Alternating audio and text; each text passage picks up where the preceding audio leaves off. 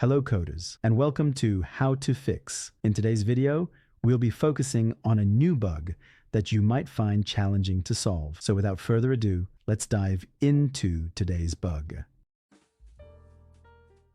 Now, let's execute code 1 to generate the error and observe what happens. Now, here's the breakdown and the fix for the issue. Please pause the video to absorb the explanation.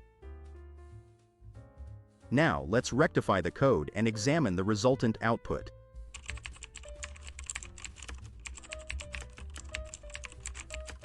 And presto, the code works perfectly and our output is just what we anticipated. The bug is no more. We've reached the end of today's episode. If you found this video informative, please hit the like button and subscribe to our channel for more coding solution videos.